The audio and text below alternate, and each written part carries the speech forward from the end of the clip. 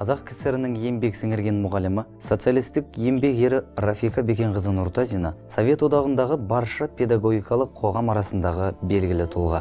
Мемлекетіміздегі ұстаздардың ішінде алғаш социалистік еңбек ері атағына ие болған Ленин орденінің кавалері, құрмет, Тарлан платина лауреаты және көптеген медальдардың иегері. Рафика Бекенқызы 60 жылдық саналы өмірін өзінің сүйікті ісіне арнаған жан. Мама правильно мне подсказала, что учитель – это самая почетная работа, самые уважаемые люди, мұғалім, мұғалима болу өте жақсы. Өткен ғасырдың 20-шы жылдардың басында қаламыздың қақ ортасында белгілі көпес Нұртазы Бекенұлының үйі болды. Ортан қол малышының ұлы өзінің білімі мен еңбек сүйгіштігінің арқасында қала зиялыларының арасында құрметті азаматтардың бірі еді. Осы қара шаңырақта біздің кейіпкеріміздің балалық шағы өткен.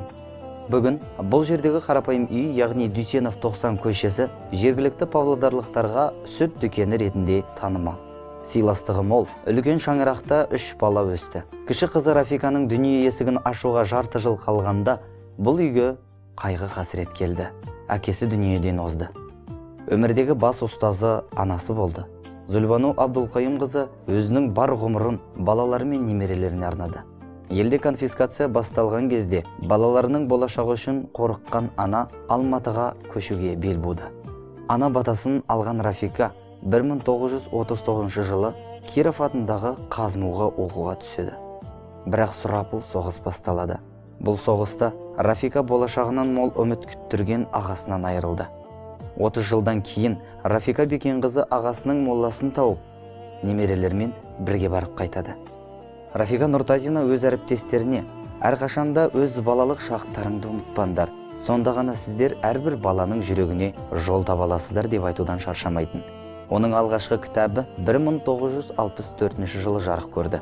1968 жыл Рафика Бекенқызының өмірі үшін ерекше кезең болды. Оған социалистік еңбек ері атағы, Ленин ордені және орақ пен балға алтын медалі берілді.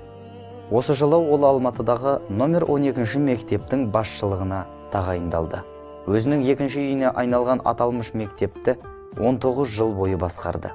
Рафика Нұртазина ұстаз. Ұстаз болғанда ұлы ұстаз. Әрекең тек қана ұстаз қалпында қалып қойған жоқ. Сонымен бірге ол кісі ғалым, жазушы, қоғам қайраткері болды. 1973 жылы номер 12 мектеп республикада шетел тілін тереңдетіп оқыту бойынша алғашқылардың бірі болды. Ал 1984 жылы Қазақстандағы үздік мектептердің бірегейі ретінде таңылды. Рафика Бекенқызы әр уақытта қазақ балаларына орыс тілін оқытудың жаңа әдістемелерін жүзеге асыруда алдына жан қоймады. 300-ден аса ғылыми және оқу әдістемелік жұмыстардың, оның ішінде 130-ға тақау кітаптың, 25-тен аса оқулықтар мен оқу әдістемелерінің авторы. Бірақ бірінші кезекте Рафика Нұртазина ұлықты ұстаз болып қала бермек. Ұстазды мерейтоймен құттықтау үшін еліміздің түкпір-түкпірінен шәкірттері құттықтау жеделхаттарын жіберді. Удивительный характер, да. Я никогда не слышала, чтобы она на кого-то голос повысила. Я не слышала, чтобы она даже нахмурила брови в отношении кого-то и на кого-то даже посмотрела не так. Кажется, она любила всех. Это легендарная личность в системе образования. Ол құрметті демалысқа шықса да, шәкірттері үшін кітап жазудан қолы босаған емес. Соңғы кітаптарының бірі «Мен оқимын, ойнаймын, ойлаймын» атты туындысы Тарлан платина атағына ие болды.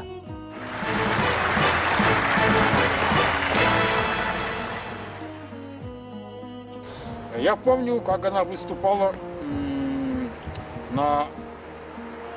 когда вручали ей премию «Тарлан». Ей вручали премию «Тарлан», и она выступила с очень интересной речью. И впервые она высказала мысль, которую я потом использовал в разные трактовки в своих статьях. Мысль была такая. Она преподаватель русского языка и литературы. Всю жизнь ратовала за русский язык, учила казахских детей русскому языку. И вдруг на старости лет она вдруг поняла, что сейчас нужно учить уже не русскому языку, а казахскому языку. ибо мой родной язык, сказала она, оказался на обочине. 60 жыл бойы бірге Ұлы Отан соғысының ардагері Дүйсен Әлібайұлы Сүлейменовпен өзара түсіністікпен және сыйластықпен отбасылық ғұмыр кешті. Оның ең үлкен отбасы Рафика Бекенқызы Нұртазинаның ізгі жолын жалғастырған және жалғастыра беретін мыңдаған шәкірттері болып қала бермек. Сәуір айында бірнеше күндер аралығында Рафика Бекенқызы Нұртазинаның құрметіне арналған «Дәуір және тұлға» атты жалпы атауда бірнеше іс-шаралар Павлодар мемлекеттік педагогикалық университетінде өтті. Белгілі жерлесіміз атындағы кабинеттің ашылуы маңызды оқиғаға айналды. Іс-шараларда оның қыздары Асриф ашық қоғамның президенті Гүлнұр Хақымжанова, Әл-Фараби атындағы Қазақ ұлттық университетінің профессоры, филология ғылымдарының докторы Элеонора Сүлейменова, басқа қалалардан келген танымал ғалымдар қатысты.